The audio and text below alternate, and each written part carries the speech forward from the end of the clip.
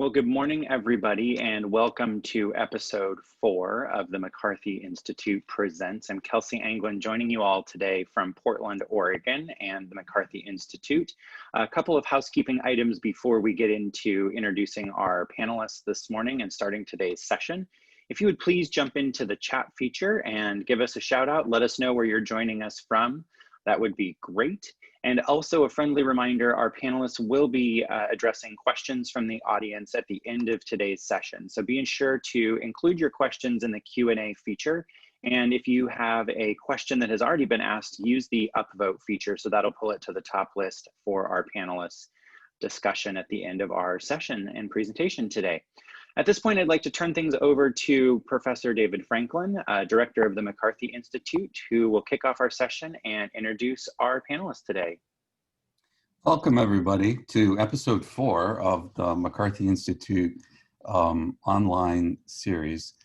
Today's episode is entitled The McCarthy Institute in Conversation with Uber, Brand Values That Move Us. And we're delighted to have from Uber, the head of trademarks, Rafa Gutierrez, and Meg Donovan, who is the Global Director for Brand and Product Marketing.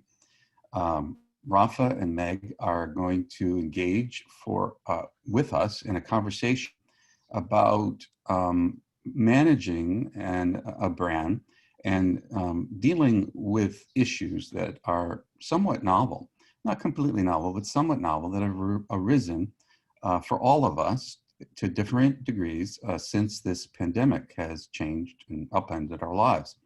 And so the principal focus of today's discussion is on 2 issues that have grown in our awareness during the pandemic. One is safety and how a brand manages its relationships with its consumers around an issue like safety, and also the social justice issues that have become so pronounced and in the forefront of our minds. And so just a word about why we're having this conversation from the point of view of the McCarthy Institute. As some of you know, who are McCarthy Institute regular attendees, our mission is to promote knowledge and add to the engaged discussion of all issues, cutting edge issues relating to trademarks and brands. And that means for us, both legal issues and what we might, for lack of a better word, call marketing issues related to brands. And so we're very excited that those 2 foci can come together today with these 2 people who work for this company and who are gracious enough to lead us in a conversation about brand values that move us, and a candid conversation about what they've gone through in this regard and what they're doing internally and externally. So with that introduction, I would like you now to hear from Rafa and Meg. And I'm going to stop my video until we get further along in the program and we get to questions and answers from the audience or amongst the panel. So with that, Rafa, please start off our conversation. Thank you, Professor Franklyn, and thank you, Meg, for being with us today to talk about Uber's brand values. I think that given your role and your tenure at Uber, you've been there for, I think, 6.5 years now. You have a very unique and in-depth perspective as to what moves Uber, and I think our audience will be interested in hearing about that. So when we talk about brand values, what we're talking about are things like what a company stands for, how it demonstrates its commitment to those things, you know, how the company shows up in the world. So in those ways, a brand is much more than just a trademark or an economic value. So Meg, can you tell us a little bit about some of Uber's brand values, what they are, and how Uber has implemented or acted on them? Yes, thanks, Rafa. So yeah, as you've said, I've been at the company for over 6 years, almost 6.5 years. So I've seen the brand live many different lives. When I started, it was just mostly a black car service, and we were starting to introduce UberX as a peer-to-peer offering, a cheaper and more affordable way to get around via ride sharing. So I think when I started, my father definitely thought I was going to be driving for Uber. He didn't understand that it was a big company, and and so did most of my friends. So it was a different world. Our brand was like more than nascent. We didn't really necessarily know who we were at that point. But there were definitely a few elements and values within the brand that were present at that moment and have continued to remain the case today. When it comes down to it, we are and always have been a movement company. We and that's both in the literal sense, in that we get people from point A to point B, but also what movement provides to the world, and so that's very much embedded in our purpose and our belief system. Our purpose today is that we reimagine the way that the world moves for the better. And so, with that, we are like a reimagination company. We're a company that looks at problems and things that don't exist today, and get really excited about building ways in which we can solve people's problems, overcome people's barriers when it comes to movement. And like said, in a little bit more simply, like getting people to places and getting them things. And so that's been the case for a while. Reimagine also it's a really nice like rally call within the company. It's about up-leveling innovation. Innovation has always been a huge part of our DNA. I think that started with Travis and his spirit, his entrepreneurial spirit to innovate and innovate beyond ride sharing eventually. And we're a company full of people that get really excited about solving problems for people. And so that's an inherent to who we are. That's our value. And that's how we approach the different categories that we exist in as well, that there's always room to grow and make things better, make people's customers' experiences better, make the cities that we operate in more efficient. And so that's one of the key values. And in COVID, that became so like relevant, so important and relevant. I had a number of people that sat within our marketing leadership team that talked about how reimagining movement, so it entirely crystallized when the pandemic hit, because the entire company rallied to create solutions for people that were then having to change their lifestyles overnight. And so that showed up in a number of different ways, one of which was expanding to verticals like delivering groceries or getting things to people, both food and actual physical items, which is obviously something that's really critical when you're sheltering in place and stuck at home. But when it comes down to it, like we all get really excited about reinventing the way that the world moves around us, and reinventing the way now that we've expanded into more of a logistics company, that we're reinventing the way that people get things quicker, more conveniently, et cetera. So that's one of the values. I think the second one, which maybe didn't exist from the very beginning, but it became also embedded within our DNA and very critical to the brand and the business, especially as Dara entered the company, was safety.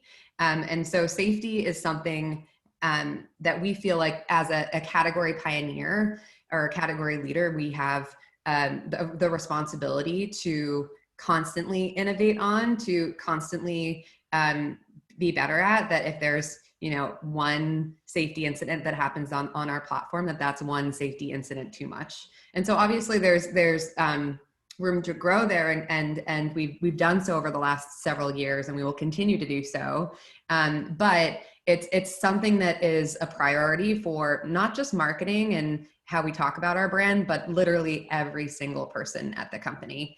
Everyone in some way, shape, or form is thinking about safety. That especially is true of ride sharing, but as the pandemic hit and it became clear that hygiene and food safety was pretty critical when it came to delivery, that's also emerged as a huge priority on the Eats business and within the delivery business. And so we have a number of different teams that are dedicated to thinking about this. We have an entire engineering and business organization that's dedicated to safety, and Uber acting as a leader on the safety front. And when it comes to innovation, there's really like no stopping.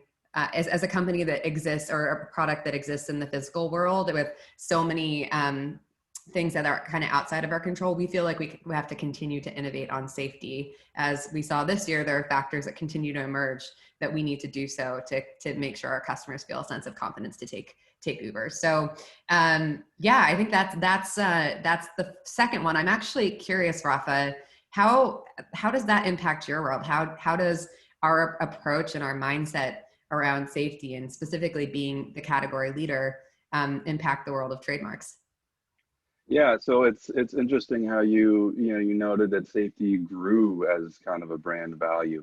Over time, we realized that it was something that the company really needed to focus on more and more. And the same thing happened in our trademark world. So, safety drives a number of our trademark enforcement programs, including combating counterfeit goods and our anti-phishing program. So one of the purposes of trademark law is consumer protection. Consumers expect goods with a particular trademark to come from a particular source. Often it's one that they know and trust. So the problem is when you have counterfeit goods, you don't know anything about that source. You don't know the materials with which the product was made. You don't really know anything about it. So we use trademark law to enforce against counterfeit products that we believe have an impact on safety. And one of the first areas where we started looking at was vehicle signage. It could be used by somebody to pose as an Uber driver on the platform when that's not the case. And if somebody is not a driver and they start taking rides somehow, they're outside of the Uber environment and they're outside of all the safety measures that we have in place to keep passengers and drivers safe. So the signage was mostly sold online, and so we tried to use it was being sold on online marketplaces, e-commerce sites, and so we started trying to get those products taken down by submitting takedowns. But that process was going a little more slowly, so we decided that we were going to approach the marketplaces themselves. And kind of like you talked about, as category leader, we saw it as part of our responsibility to enforce on this. So we reached out to Lyft, who we had noticed was having a similar problem. And so Lyft and Uber approached all these online marketplaces together to point out the problem that is created, the safety issue that's created by this counterfeit vehicle signage. So here you had the category 1 and 2 leaders in the United States coming together. And I think that having a unified voice made us much louder, I think, when we came forward with the issues that we wanted to talk about. And then more recently, we've seen counterfeit PPEs, personal protective equipment. The pandemic hit, masks started being mandated in certain places. Uber certainly did, which we'll talk a little bit about later.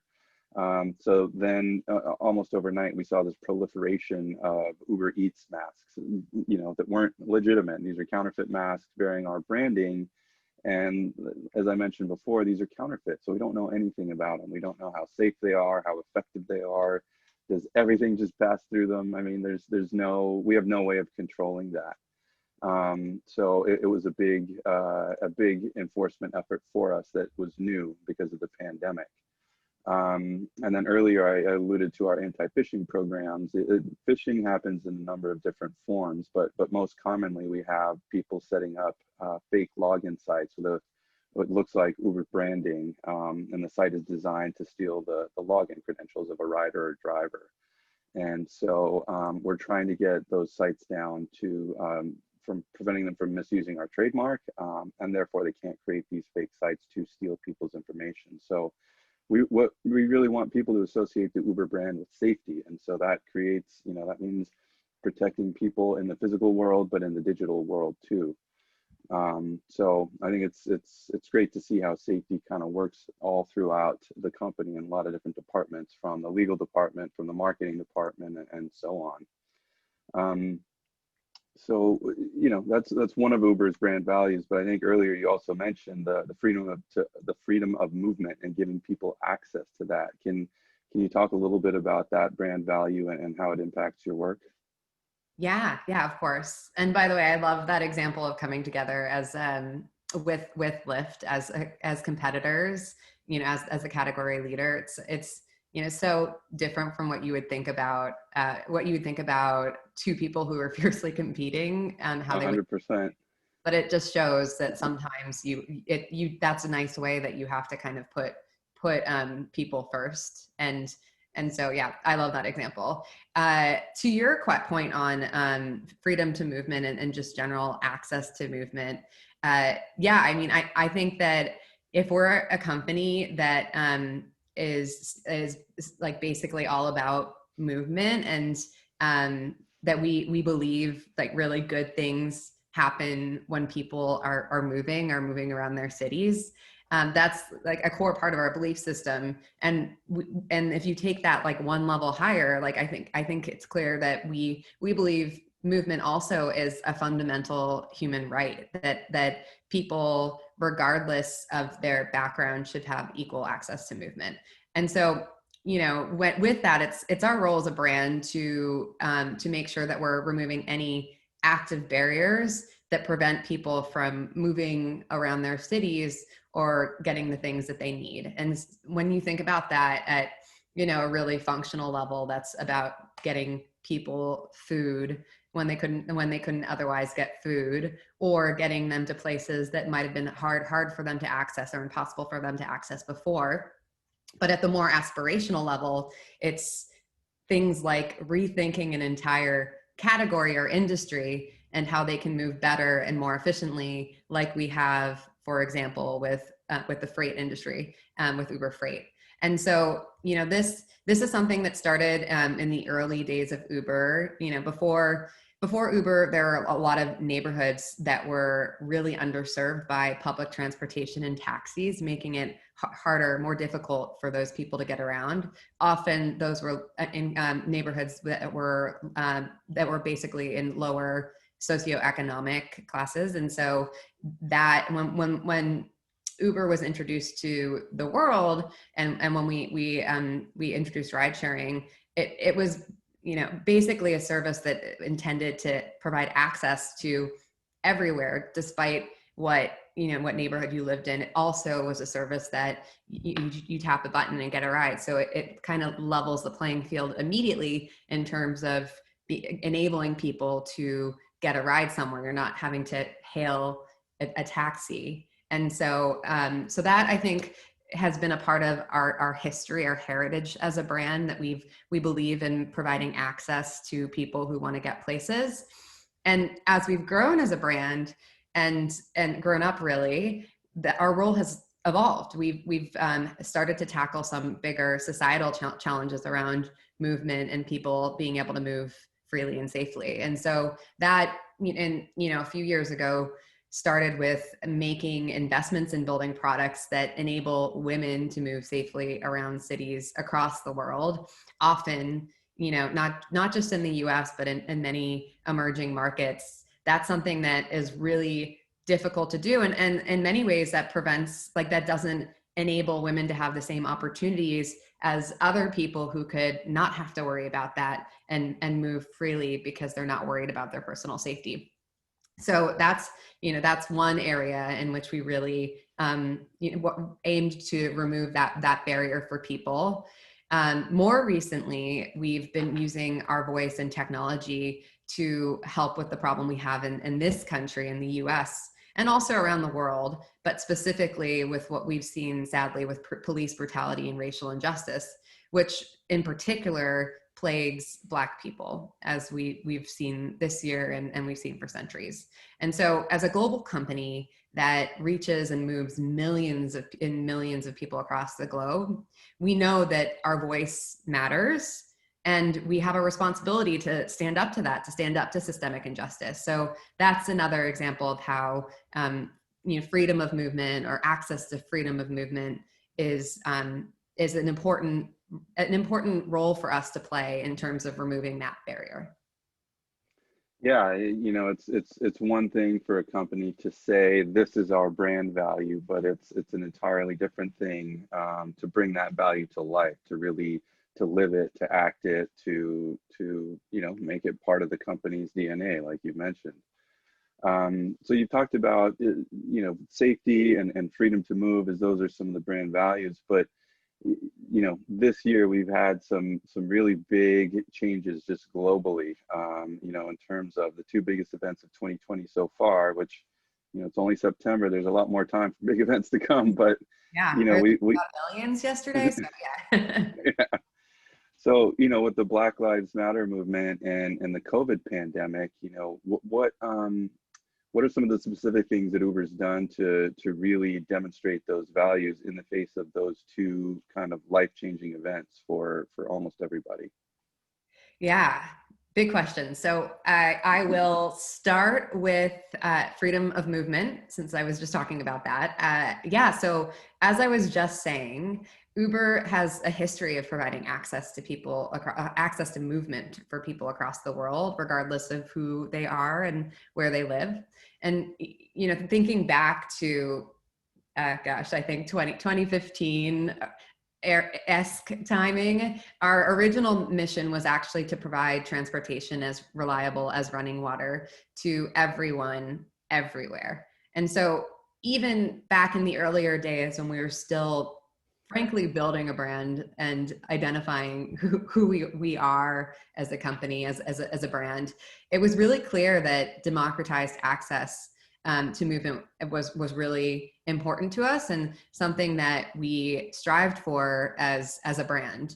And our brand belief, our ideals, already reflect that we believe that we are a brand that should enable equal access to movement, and with that, safe movement and free movement. But it's clear that, and it became really clear, although this is not a new challenge that we face as a society, that this is not the case today. I think with the tragic murders of George Floyd and Breonna Taylor and Ahmaud Arbery in the US, and countless others that came before them, it's sadly becoming increasingly evident that this is a problem that continues to plague Black people today in the US. And so we saw that and knew that we needed to use our voice for good. We needed our voice and our resources for good, that we needed to take a stand. So in July, we stood up a series of commitments to fight systemic racism and equity in the US, both within the walls of Uber and outside with our product and within communities. And so on July 17th, we had a press announcement that introduced these series of commitments, our commitments to anti-racism, and with that, I think that we're going to pull up a slide, but with that, this included 14 different commitments that spanned across our platform. And like when I say our platform, I mean our service within the company and within the community. Commitments that we would aim to rid our platform of racism. And we know that there's work to be done here, but that we're committed to do the work, that we are committed to using our platform to fight racism with technology. We know that if innovation is part of our DNA, that we should use that not just that belief, but that ability towards fighting racism. That we are also committed to sustaining equity and belonging for all. So what we mean for that is, within the walls of our company, that we want to ensure that we're committed to diversity and inclusion. We're committed to building not just a more diverse company, but building a company in which diverse people want to work at, that they feel that they have equal ability to be successful in. And then lastly, driving equity within the community. So as I said, there are 14 different commitments, ranging from investing in specialized training for customer support to basically assess any reports that come in of racism and take appropriate action. Things like actually doubling our talent pipeline for driver, delivery, and support people who want to transition to corporate roles, groups of people that tend to be more diverse. So providing that type of opportunity. And like an example of within the community is we've donated $10 million over the next 2 years to support Black-owned businesses. And for us, like we felt like it was so important to do this work before we used our voice to take a stand. I think, when it comes to modern brands and also just like the brand of Uber itself, actions are so much more important in actually building your brand over time. And also in this case, it was very clear that actions are the things, is the thing that's going to drive change more effectively, at least in initially, than using our voice as a platform to take a stand. And so it was really important for us to do that. We didn't just want to spin up a campaign to say, we stand with Black people. We wanted to actually take action by which we can navigate change within the company and outside the company. So that was pretty important to us for the first phase of this. Later in August, we ended up launching a second round of initiatives to support our stance, which was more about standing up and using our voice to participate in the conversation. And so we, on August 28th, which is a huge date of historical significance, we aligned with the March on Washington, also known as the Commitment March, which was a march that was commemorating the 57th anniversary of Dr. Martin Luther King's iconic "I Have a Dream" speech. And we wanted to actually honor that moment. But we also felt like it was a good way in which we could kind of contextualize our brand's message and bring awareness to some of these existing commitments, but more importantly, have a voice in the conversation and use our voice for good. And so with that, we launched an initiative we called Right to Move internally, which is really what we're standing for. And so we ended up posting billboards across the US, which you'll see here, that read, "If you tolerate racism, delete Uber, that Black people have the right to move without fear." And this wasn't necessarily meant to be an ad. It wasn't at all meant to be a campaign. It was actually meant to be an action, a stance that we were taking. We're asking people who are actually potentially willing to take racist actions on our platforms or are racist in general to not use our product, that we don't believe that we want people who are, we know we don't want people who are racist to actually do so. And so this was one piece of that moment. We also worked to distribute the ACLU's protesters' rights to via a push notification to the cities in which protests were happening, so that people understood if they were peacefully protesting, what their rights were, if that was something that was infringed upon. So that was using our platform to get people information that they might not otherwise have had. And then additionally, we used our app and some of our own channels like email to remind people that they have made a commitment to our community guidelines. And within those community guidelines, that we do not allow for racism on the platform, and that we expect people to uphold those standards, and they renew that every single time, those standards every single time that they ride. And so that was a third action that we felt like was important to show we don't allow for or tolerate racism on our platform of any kind, both to riders and also to drivers and couriers. And so I think that, of course, the campaign was bold. I think one thing that, you know, I think one way in which we've evolved as a brand over the years is that, you know, we've always been a brand that has that takes a bold approach to our categories, that has a pretty bold point of view in general. And so, you know, I've seen over the years us try and move away from that and soften our brand through ads that are meant to tug at the heartstrings. And it just is not authentic to who we are. Like I think, you know, we do want people, this is a brand that impacts, like that connects humans across the world. We do. And I think we have worked to make sure it's clear how our brand is like human and how it connects with other humans. But when it comes down to it, it was really important for us to take a stance on, especially on this, that was unequivocal, that we do not tolerate racism in any form on our platform. And so, you know, it's definitely, the response has been a little bit polarized. I think, you know, we have a number of people who are frankly surprised that Uber as a brand has taken this stance. And in some cases, people who are like, well, why just Black people? But like, I think we stand behind this as a really important action. And when all is said and done, I feel really proud of it.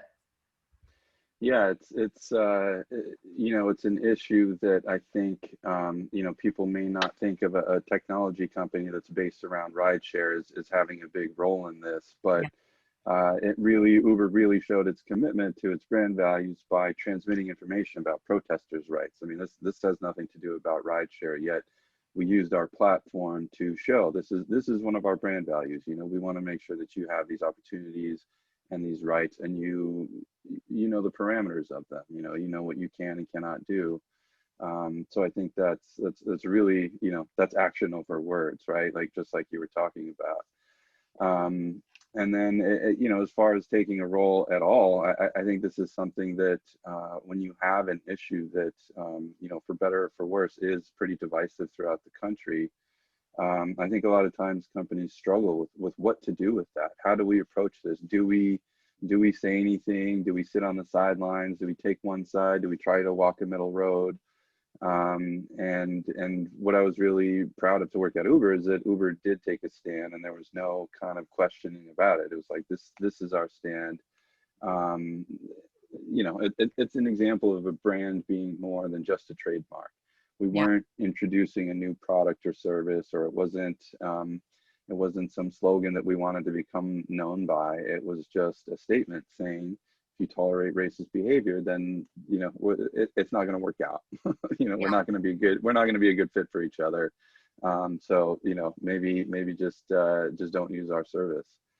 It was definitely one of the first campaigns I worked on where I had to, when I was presenting it to the marketing organization, I had to put up a slide and said, this isn't about, you know, increasing, especially with Uber, that's quite a data-driven company, that this isn't about us, you know, increasing our customer base. In fact, we might lose some people. This isn't about us improving our brand metrics. This is actually about us driving change. And so the success metric is not going to be your typical marketing success metrics. It's going to be about looking, you know, a year or two from now at the commitments we've made and seeing what progress has been made and measuring that. Yeah, and for a company the size of Uber, I mean, you know, we operate across the country. So, and with the number of riders and drivers that we have, when you take a position on this, on the side of this issue, I mean, your customer base is, when you're that big, you're gonna have people on both sides of the issue. So, by taking a stance, you do run that risk. But it's nice to see that Uber was willing to take the risk of sacrificing potentially some of its ridership by making this statement. But I think the company, again, it had the opportunity to make the choice, and it took the choice, and it made the statement. But sometimes you don't have the option on whether or not you react to something that happens in the world. And I think the best example of that is the COVID pandemic. I mean, this was not something where you had a choice to react or not to react, especially for a business like Uber's that revolves around transportation. And you know, it put restrictions on people's ability to move with you know, lockdowns and shelter in place orders and everything. So, you know, what are some examples of how Uber demonstrated its commitment to its brand values when it was kind of forced to, when the pandemic came and things started shutting down? Well, how did Uber react? Yeah. It's been certainly one of the more interesting moments that I've had at Uber, as being that we're a company who is essentially selling movement, and the world and all of the authorities on the matter asked for people not to move, to kind of sit still, to stay at home.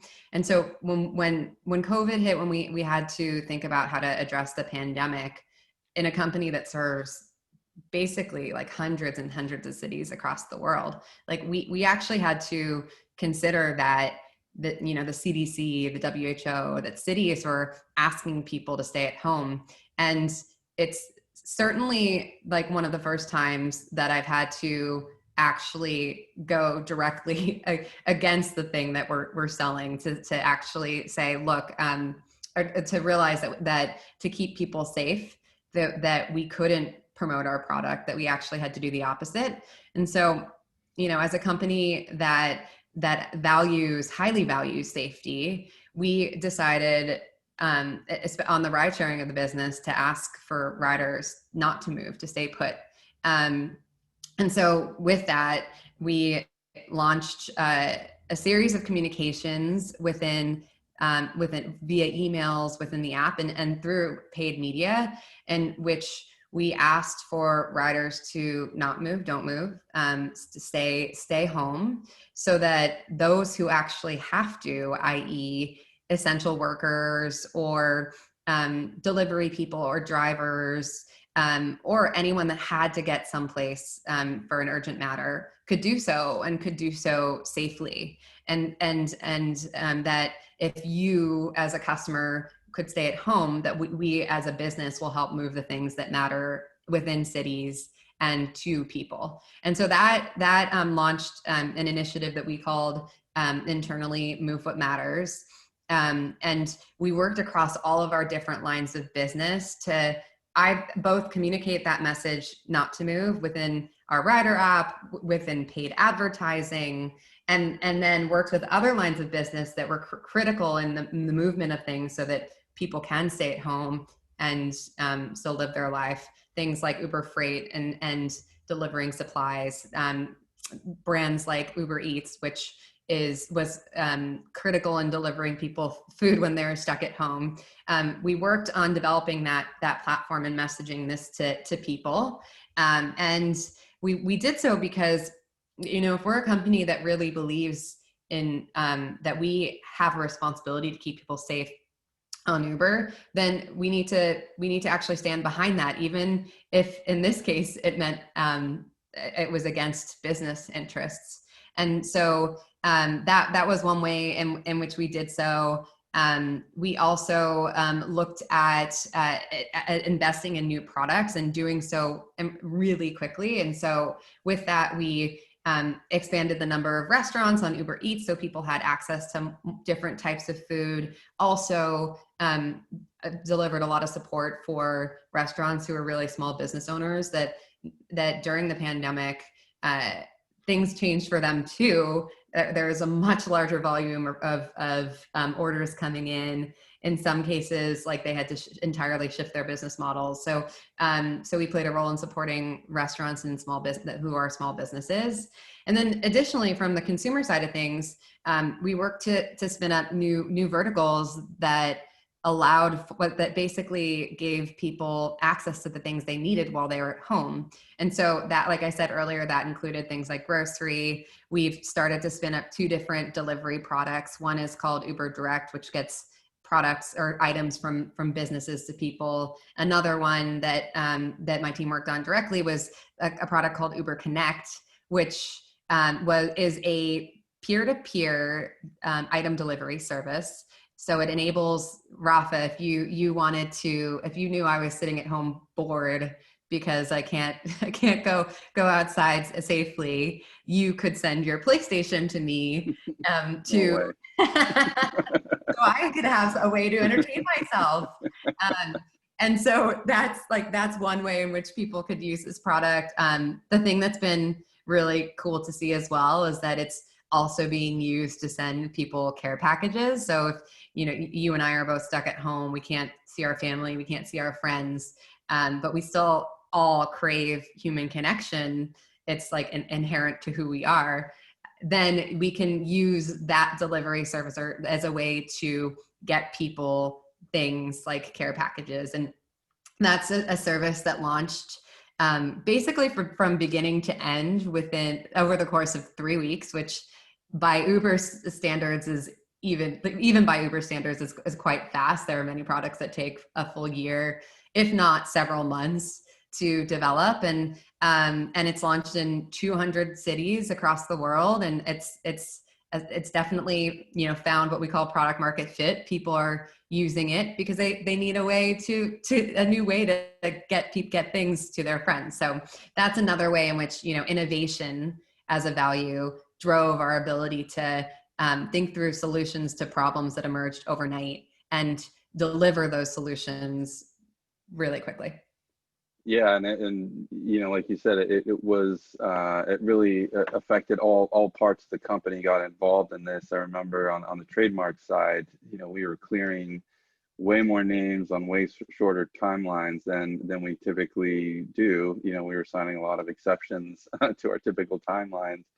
But yeah, it happened really fast. And so we had to have all hands on deck. I think we had, every attorney on our team was doing search opinions, just grinding through them to get, to come out with this name. So it was a lot of people were involved, and it was great to see the company be able to react so fast. But I just wanted to see if we could go back for a second when you were, talking about Uber telling people to stay at home. I think we have one of the commercials potentially queued up that we can show the audience here in case they haven't seen it.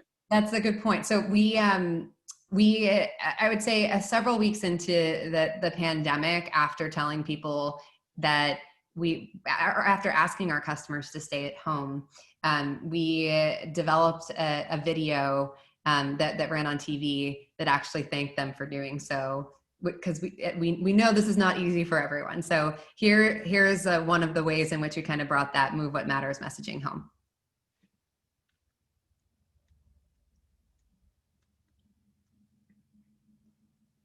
I don't think we had sound on that.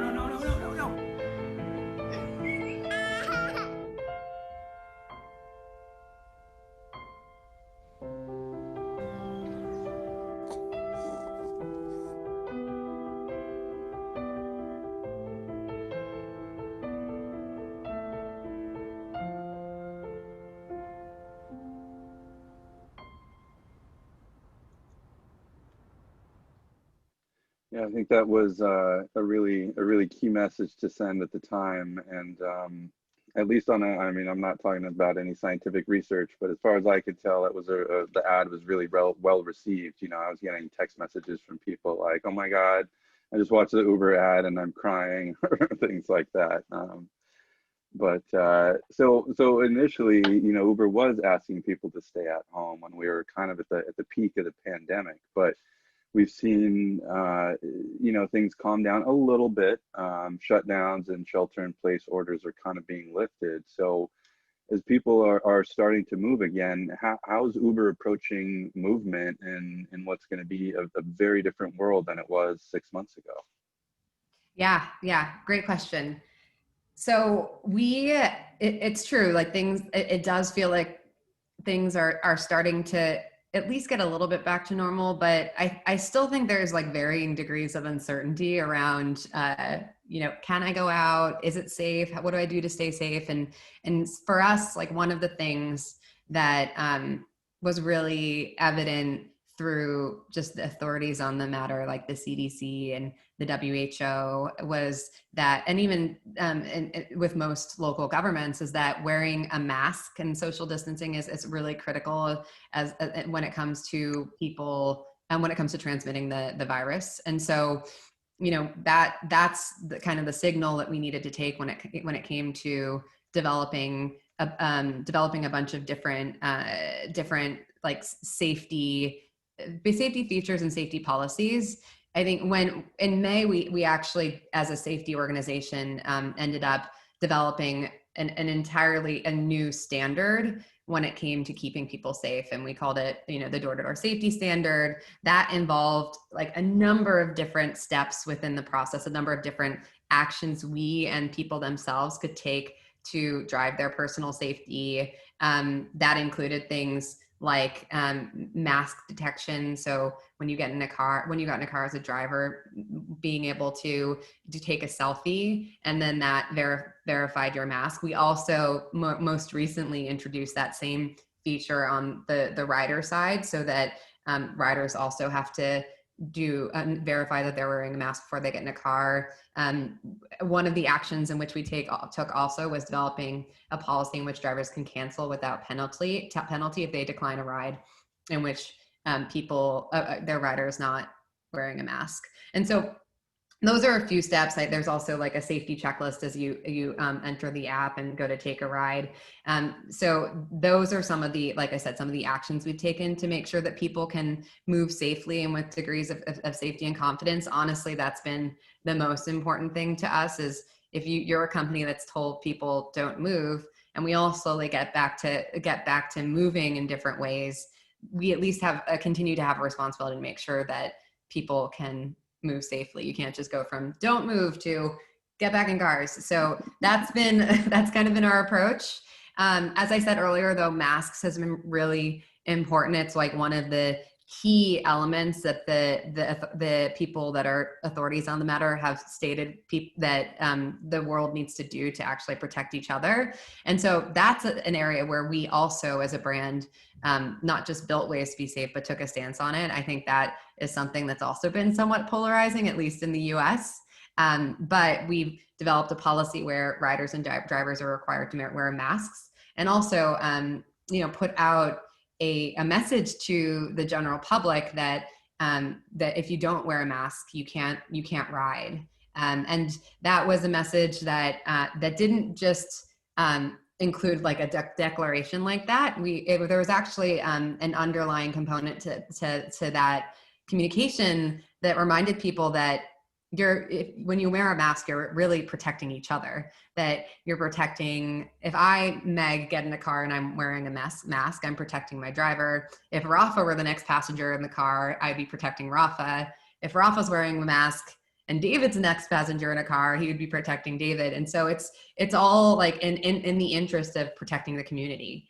And so we have a commercial, a TV spot that I'd like to share that got this message across.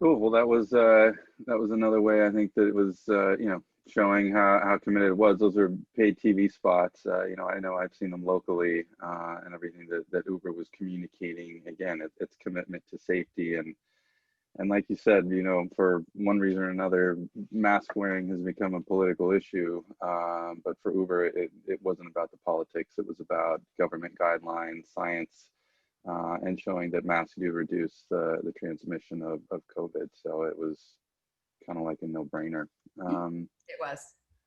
Yeah, but just looking at the time here, I think we're about ready to wrap up and hand it over back to Professor Franklyn for Q&A. So thanks so much, Meg. Yeah, excited to see what questions we have.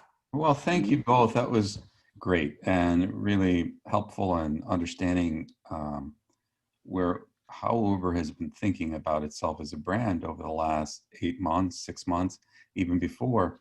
And we really appreciate your both being here and sharing your insights. There are some questions that have come in, and I'm happy to report, by the way, that we have people saying hi from Jakarta, from Alicante, Spain, from Aberdeen in the UK, and from a variety of other places, including, here in the Bay Area, Los Angeles. And so I think there's been a very nice degree of audience interest from around the world in what Uber is doing. But a few questions, and maybe this one I'll start with you, Meg, because it seemed you mentioned it. Somebody asked if you could expound a little bit more on how Uber might use technology to fight racism. Yeah, I think, so I mentioned maybe one example, but there are actually a few. And look, I'll start by saying this is a long-term commitment. I think one of the things that we, is apparent, but we've also learned through talking to our Black customers and drivers, talking to internal employee resource groups, that I think there's just a fear that this becomes a one and done type of situation, and that brands will capitalize on this moment and then it'll kind of go away. And we know we can't do that. Like if this is truly similar to safety, like if this is truly one of our deep values, then we need to stand behind it, and we need to stand behind it for the long term. And the other thing is to say that it's, systemic racism is not a problem that was created overnight, and it's not, and one that's not going to be solved overnight. And Uber plays a pretty minor role in this. This is a deeper societal problem. So anyway, the role we are going to play, and the role that we've committed to, is these 3 different commitments. I think one is just expanding diversity and diverse talent, so that and especially within the realm of technical workers, so that there's representation when we build products that reflect the voice of reflect the voice and the needs of diverse talent. I think often a lot of the ways in which companies get in trouble is they build things that they don't even realize have inherent bias in them, and there's not the right people there to represent that bias. So I think one is just ensuring that we have the right people at the table to show and talk about how we build the right products that prevent racism from happening on our platform. On that note, also, we're working on hiring an inclusivity and accessibility product lead. So there'll be an actual person, a product manager, who's focused on developing a roadmap that ensures our product is more inclusive, that tackles any problems with design or product builds that have inherent bias in them, and actually meet the needs of all of our customers, but specifically diverse customers. And that person, or the persons, will be working with our fairness working group, which is a group that was established internally to examine the impact of our products on communities and tackle some of the problems that aren't necessarily easy. For example, when it comes to like marketplace bias and like the way that our app it controls supply and demand, there might be things that we actually need to assess and understand better to build solutions for, to make sure that, when it comes to people picking up passengers in certain neighborhoods, that there's not an inherent bias or a barrier to that happening, which is obviously a long-term thing to solve for, but we feel confident that if the right people are in place to be thinking about these problems, that there's dedicated support on that we can build the right roadmap to get us to a place where we're actually developing solutions that fight racism within cities or within our platform if it exists. Thank you. A couple of quick follow-up questions on that, on the racism set of issues that we've addressed, and then I'm going to have a few questions from the audience that are directed, I think, at Rafa. But Meg, one person asked, said, thanks for the billboards and the message. What comes after that in terms of the public-facing effort to foster discussion? Yeah. Is that something you can talk about, in terms of Uber's thinking? Yeah. I think, look, I think the fair answer to this question is that we're, the most important thing is to I think the internal team is that we actually stand by some of these commitments that we made.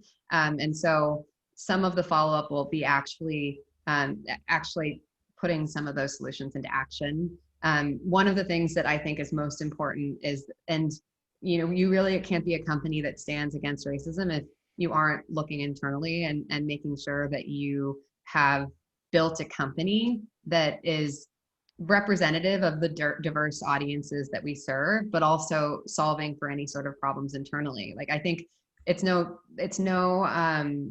surprise that like tech in general has like diversity issues. I think we've been working over the years to develop a company that is more diverse and has diverse representation, at the top levels of the company down to everyone. And so, one of the areas that I think that we will be, you'll hear from us on is diversity within the company. We will publish a diversity report to show transparency in how we're doing and speak to the ways in which we know we need to be better and the actions behind that. So I think one of the most important things in fostering a discussion is being a leader and making sure within the company of Uber, we're doing right by our diverse set of employees, that we're getting better, that we're doing that not just next year, but over the next 10 years. And so I think that's probably where you'll continue to hear from us, at least in the next few months. And then, to be honest, we're still building our roadmap for next year.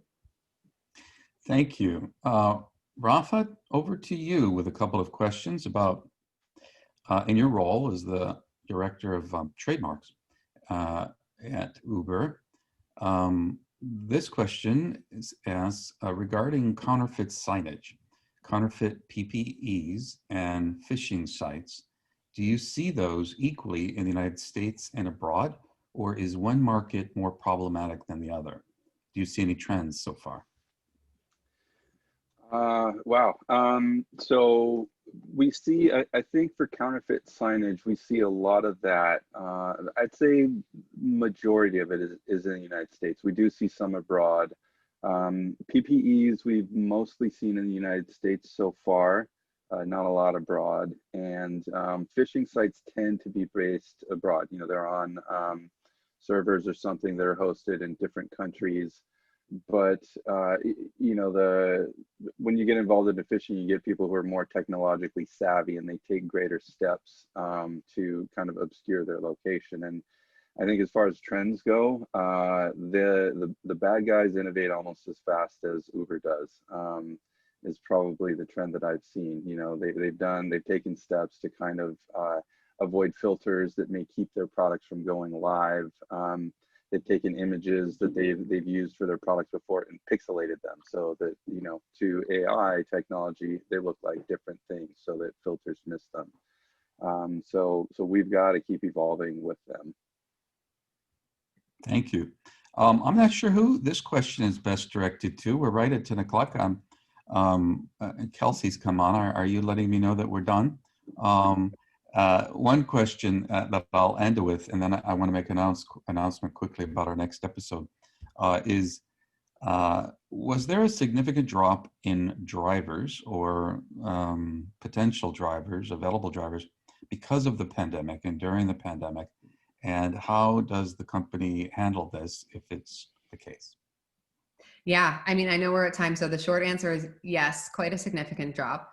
And it at the time was not, problematic when it came to serving riders because there was equally a drop in riders.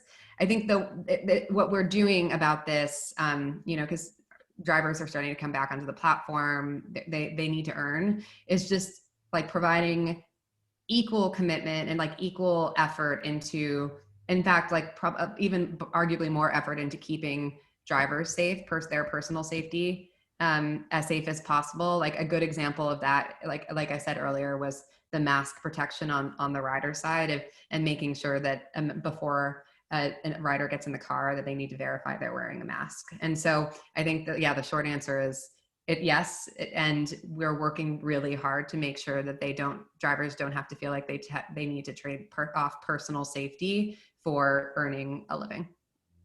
Got it.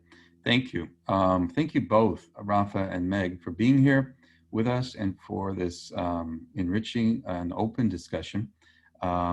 We would love to continue it. I think we could continue this conversation in many episodes, but maybe we'll just watch you guys continue it and watch what you're doing as you engage as a company and as people at your company with all of these challenges to your business model and to your brand and protecting it and communicating about it. So thank you very much. I really appreciate it. Quickly, in 30 seconds or less, our next episode is actually very soon. We've been planning it for some time. It's Wednesday, September 23rd at noon to 1:15, and it is entitled Trademark Law and Its Challenges 2020, a comparison or updates on US and European law. And we have speakers from law firms and ironically from the trademark department at Lyft. And that was a coincidence, but it's a fun coincidence from our point of view. We'll look at recent Supreme Court rulings and developments on both sides of the Atlantic here. So good luck to everybody. Again, thanks for being with us, and over and out until next week. Bye-bye. Thank you. Thank you.